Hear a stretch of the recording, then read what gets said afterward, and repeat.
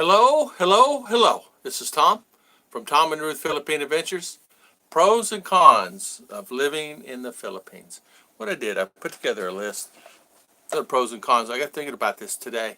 And you know what? Inflation is happening a little bit here in the Philippines. Well, quite a bit. Not just a little bit, quite a bit.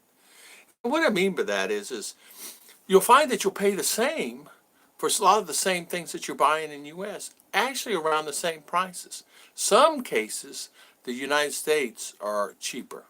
Now, here's an example. I got a list of, I don't know, 14, 15, 18 things here, but I'll do this video pretty quick.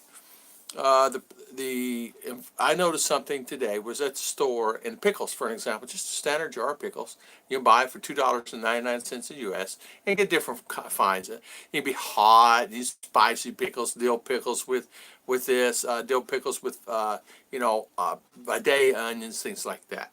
Well, here, if you're lucky to find a jar of pickles, which I did, I found a jar of pickles, 250 peso. Now, 250 pesos, 50 pesos to the dollar. So 250 pesos, $5. You can buy some of the same things here. Coffee, for an example, is a lot more expensive here than in the U.S. Folgers Classic coffee, just a small tub, which is like 14, 15 ounces. You can buy it in U.S. anywhere from $2 to $4, depending on where you purchase it at. Maybe $5 here. It runs about $7 to $8 for a small container. Pros and cons. A con, inflation is catching up. And groceries, internet, fuel, gasoline, and things like that. And, what do, right? So, well, you got to have gas, you got to have electric, you got to have water. Now, water is pretty cheap here if you're going to actually do water. But groceries itself, internet is the same price. Actually, it's cheaper in U.S. Internet is cheaper in U.S. than internet here. Here's an example. I'm getting ready to get PLDT fiber. It is $86 for 120 megabytes of speed, unlimited. 86 bucks a month for that. I had the same in U.S. before I left. I don't know what the rate is now. I had the same. Actually, I had better speed than that in U.S. I was paying $60 a month. For an example, I pay 50 gigabyte a month, and it costs me $24, 50 gigabyte on PLDT fiber. It's it's called PLDT something else, I forget. But this new PLD fiber is, like I said, 86 bucks. Now, I also pay Globe, and it's 1299, which is 26 bucks, 1299, and it's unlimited. But the speed's anywhere from 3 to 5 megabytes. It's really horrible. The Excelcom is $20 a month that I pay. I have 3 internet companies, and it's speed 1 megabyte, 2 megabyte speed. More and more foreigners are coming here. Another con, more and more foreigners are coming. And what I mean by that, I see more and more and more. Today, for an example, at the restaurant, there was actually 3 or 4 new foreigners that actually moved into the area. So we're getting quite a few new foreigners. One was from France, the other one was from Germany. So we're actually getting a lot of new foreigners that's actually coming to the area, which I find very interesting. Before, when I first came here, maybe an 8 in the whole community that I lived here. But more and more foreigners are coming in town, but they're living in town. They're not necessarily living out in the province. So that's really a plus. So really out where I live, they're not really out here. A lot of them are coming in or staying right there locally in town or renting a place there in town. The guy I talked to today from France, he's renting a place there in town. Single, looking for a Filipina. Has not found a Filipina. Actually, it's a trend I'm starting to see. Many are coming here, boots on the ground, trying to find Filipina and actually having a hard time. I find that interesting. He's been here for 6, 7 months. Okay, he's taking his time. But he told me that he's just having a hard time finding one that suits him. And I said, well, you got plenty of time. You're young. He's Looks like he's in his 50s, right? He never did say. So, it just takes time. I said, take your time. No rush anyway. Plan out your hospitals. If you're actually coming to stay here and you get sick, you want to make sure you plan out your hospital. So that's actually a con. The pro aspect to it, there's always a hospital on every corner. And what I mean by that, here in town, there are, oh, 6. In Don Carlos, there's more than that. In Valencia City, there's a lot more than that. There's 8 or 10 in Valencia. There's probably within 30-mile radius of here 20 hospitals. And I'm not talking small hospitals either. I'm talking big hospitals. I'm talking huge. It's huge than what I had and where I come from in Florida. Healthcare also is going to be a little bit cheaper, so that's a positive aspect.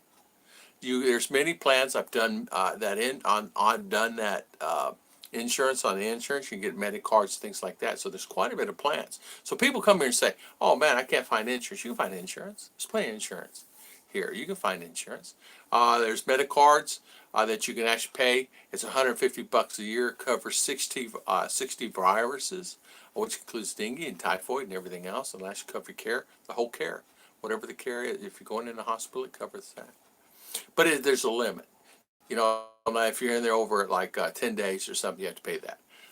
Um, let's see, outside of town, healthcare can closely. Also, it's very hot here. A lot of people don't really realize how hot it is, and that's the thing that really bothers a lot of people.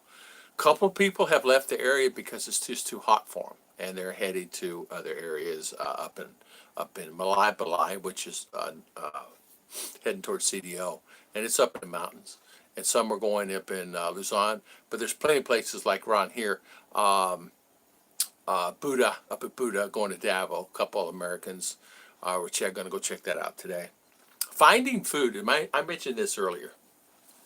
Finding food can be hard. What do I mean by that? Food to eat. Say, for instance, you want to go to a restaurant or you want to go get pizza. Well, it's not going to be your standard pizza. A lot of times when you get up from the table hungry, yeah, you might. Because if you eat all the carbs that they have there, you're still going to get up hungry.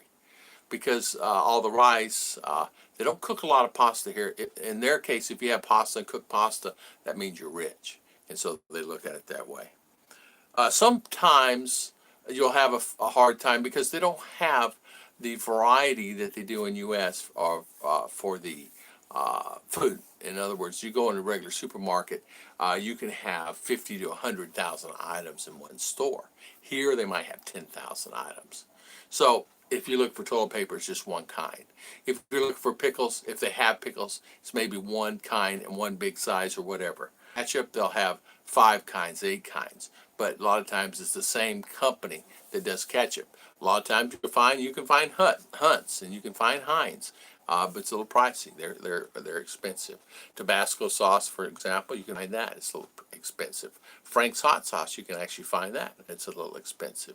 So you'll find that you'll end up paying more for those items because they're bringing them over from the States or wherever, and it costs more money to bring them here, and so you're going to end up paying a little bit more. Can you find deals? Of course you can. Of course you can. You just have to do your due diligence and search that out.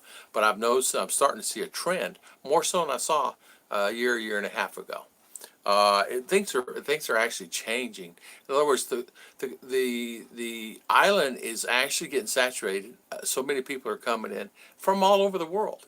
I mean, there's Chinese that's coming in like so many. When I was back at the BI office in January during my yearly, it was the stack of passports from a guy comes in. He literally comes in and has it in a bag. So he pulls out this bag and passports where workers, they're working on jobs, they're this, that, helpers, whatever. Anyway, they're coming with stacks. Same thing Korean.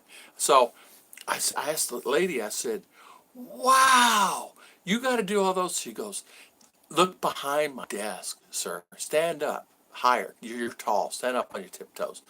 And she had them stacked on the floor like this, like this, like this. Of course, it has the paperwork in there. So they come already prepared with the paperwork, all the things that they need. All they do is submit them.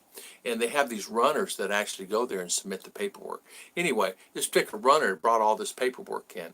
I said, like what? Well, she said, this one right here is a hotel being built, and a lot of the people are here are engineers and things like that from China. I said, oh, so because I wanted to know, so I just asked the questions. Sometimes banks run out of money. You actually go to a bank, sometimes they won't have the money in the bank. And because they forget to order it, or it's a holiday, or it's a fiesta. So you'll run through that quite a bit. So that's actually a con. But the positive side for it, just plan for it. Just plan for it. So every con, there's always a positive, right? Or is there? Right? Well, for me, there is. Just plan out the money, plan out where you're going, and plan out where you're going to be. Don't do like I did, end up in Cebu, down Oslo and Boholun, and no banks. There's not even a bank down there. There's nothing. There's I found one place that I could get some food, which is a pizza joint. There was other places, but the other place was the hotel itself. And come to find out, most people order the food from the hotel itself. And that's funny, right? But so they had a restaurant there at the hotel. A German owns it, and he served food there. So most people will either come there and eat, and had really nice restaurant, American standard restaurant. Very nice inside. Aircon if you wanted it. Never needed it there, right there on that water. But so you have to really plan things out. So I'm saying, I thought I'd do this video real quick. Hopefully it'll help a few people. So if you come to the Philippines, expect it to be a little change, maybe from the time you were here 6 months ago or a year ago. It is actually starting to change. And is it changing for the worse? I think it's changing for the worse and better at the same time. You're getting more industry, you're getting more things. In other words, I'm actually finding groceries that I'm familiar with. I mean, I never would have thought here in the province I could buy some of the stuff I went to the store today, and actually I could buy some canned goods and things like that. It's familiar with for me in the U.S.